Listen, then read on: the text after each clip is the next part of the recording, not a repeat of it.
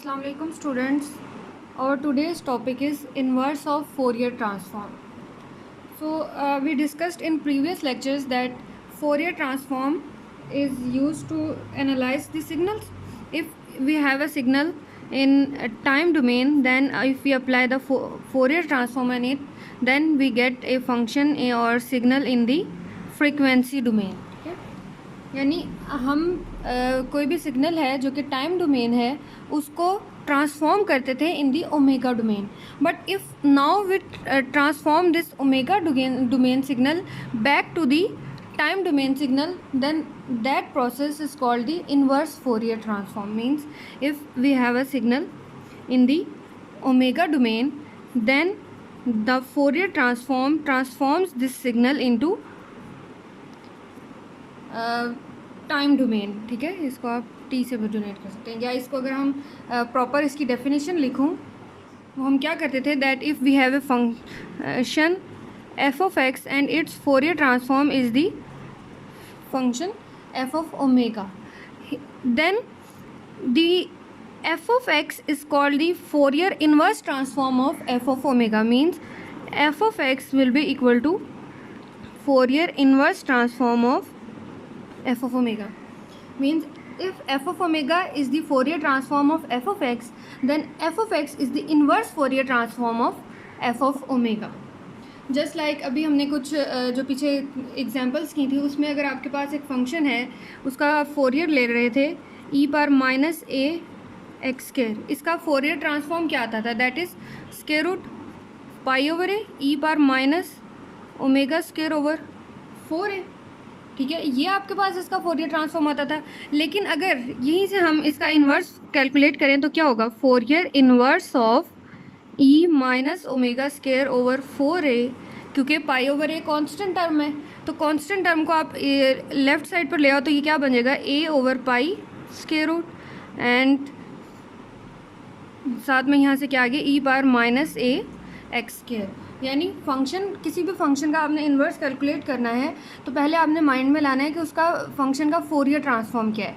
तो Fourier transform के according आप उस फंक्शन का रिवर्स प्रोसेस ले लो तो आपके पास इन्वर्स फोरियर आ जाएगा. जस्ट लाइक एक फंक्शन है ई माइनस ए एक्स स्क्वायर, इसका फोरियर ट्रांसफॉर्म हमें पता है कि इस फंक्शन के इक्वल होता है. ठीक है, तो अब अगर आपके पास इन्वर्स फोरियर में आपको कहा जाएगा इतना फंक्शन दिया जाएगा और कहा जाएगा calculate the inverse of this function या calculate the inverse of this signal, तो आप क्या करोगे, आपको माइंड में होगा कि ई माइनस ए एक्स स्क्वायर का फोरियर ट्रांसफॉर्म ये सारी वैल्यू थी, लेकिन आपको गिवन कितनी है, सिर्फ इतनी गिवन वैल्यू है, तो आप इसका इन्वर्स लेके तो ये बाकी सारे प्रोसेस को लेफ़्ट साइड पर ले जाओगे तो आपके पास इतना ही फंक्शन जो है उसका इन्वर्स फोरियर आ जाएगा. अब ये एक फंक्शन गिवन है, एग्जाम्पल 8 का फर्स्ट पार्ट है, इसका हमने इन्वर्स फोरियर कैलकुलेट करना है. तो इन्वर्स फोरियर प्लस अप्लाई हो रहा है, मीन्स लिनियरिटी प्रॉपर्टी अप्लाई होगी.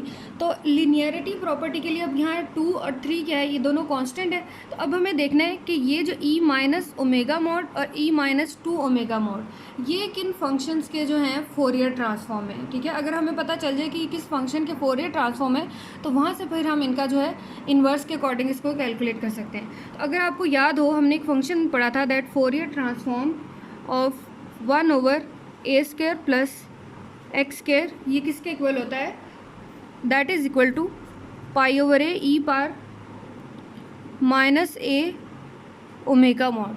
ठीक है, Fourier transform of 1 over A square plus x square equal है इस टर्म के. तो अब ये देखो E minus A omega mod यही वाली चीज़ नहीं बन रही जो यहाँ पे गिवन है और यहाँ पे गिवन है, ए की वैल्यू आप चेंज कर सकते हैं. ठीक है, तो यहाँ से मैं लिख सकती हूँ that Fourier inverse of E minus A omega mod that is equal to A over pi and 1 over A square plus x square.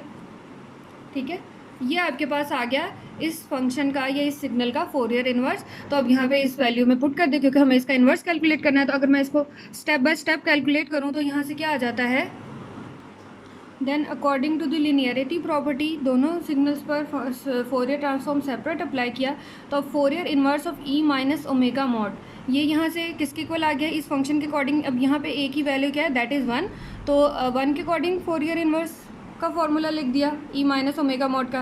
Then यहाँ पे ए की वैल्यू क्या है, दैट इज़ 2, उसके अकॉर्डिंग इसको लिखा और देन सिंप्लीफाई किया, तो हमारे पास गिवन फंक्शन का जो फोरियर ट्रांसफॉर्म है वो क्या आ गया, 2/पाई into 1 plus x square plus 6/पाई इंटू 4 प्लस एक्स स्क्वायर। ये किस फंक्शन का फोरियर ट्रांसफॉर्म हो गया, इस फंक्शन का 2 इनवर्स फोरियर ट्रांसफॉर्म आ गया, 2 e minus omega mod plus 3 e minus 2 omega mod. ठीक है, अब ये सेकंड एग्जांपल है, find the Fourier inverse transform of 1/ओमेगा square plus iota omega plus 2। ठीक है, इस फंक्शन का हमें इनवर्स फोरियर कैलकुलेट करना है। तो अब डिनोमिनेटर में टर्म्स देखें, आपके पास कोई पोलिनोमियल की फॉर्म में आ रहा है, तो अगर मैं इस जो डिनोमिनेटर वाले टर्म्स हैं या फैक्टर्स हैं इनके रूट्स बना लूँ, तो रूट्स बनाने के लिए मैंने क्या किया है कि यहाँ पे ओमेगा स्क्वायर था, ओमेगा स्क्वायर को मल्टीप्लाई किया है iota square minus iota square से। ठीक है, क्योंकि अगर आप मल्टीप्लाई करें iota square -1 minus minus plus, तो ओमेगा स्क्वायर जो है इस इक्वेशन पर कोई भी इफेक्ट नहीं पड़ेगा। इसलिए मैंने क्या किया, डिनोमिनेटर वाली टर्म में ओमेगा स्क्वायर वाली जो टर्म है उसको मल्टीप्लाई कर दिया विद माइनस आयोटा स्क्वायर के साथ। अब मैं इस पूरी टर्म को अगर माइनस से मल्टीप्लाई करूँ, that is -1 iota square omega square minus iota omega -2। अब जो है इस इक्वेशन, इस जो डिनोमिनेटर वाली टर्म्स हैं इसके फैक्टर्स बनाना इजी है। ठीक है, तो इसके आप फैक्टर्स कैलकुलेट कर सकते हैं। तो इसके फैक्टर्स आ जाते हैं -1 iota omega -2 into iota omega +1। अब यहाँ से नेक्स्ट क्या करेंगे, पार्शियल फ्रैक्शन अप्लाई करेंगे। तो पार्शियल फ्रैक्शन अप्लाई करने से ये वाली टर्म्स आ गई।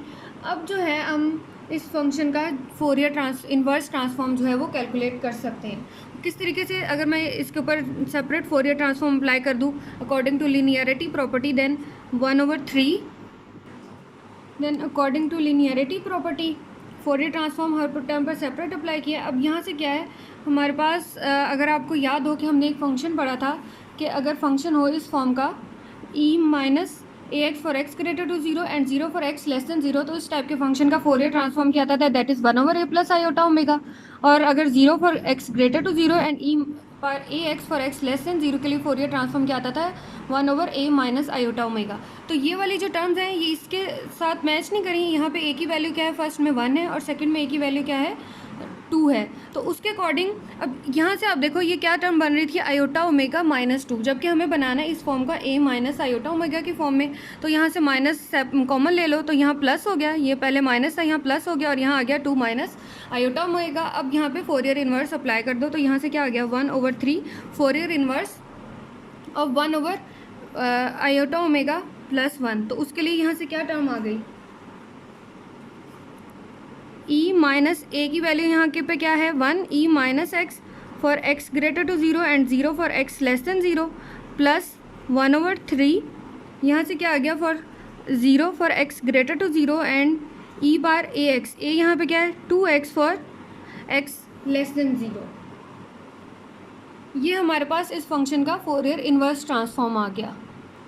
नेक्स्ट आप इसको कंबाइन करके भी लिख सकते हैं क्योंकि प्लस हो रहा है, तो 1/3 e minus x for x greater to 0 and e 2x for x less than 0। अब ये आपके पास ये जो गिवन आंसर आया ये किस फंक्शन का फोरियर इन्वर्स ट्रांसफॉर्म आ गया, इस फंक्शन का 1/ओमेगा square plus iota omega +2।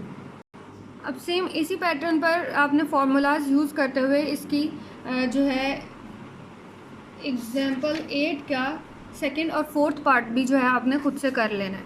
Hopefully आज का लेक्चर समझ आ गया होगा और ये एग्जांपल्स आप लोगों ने खुद से सॉल्व कर लेनी है। Okay, thank you so much.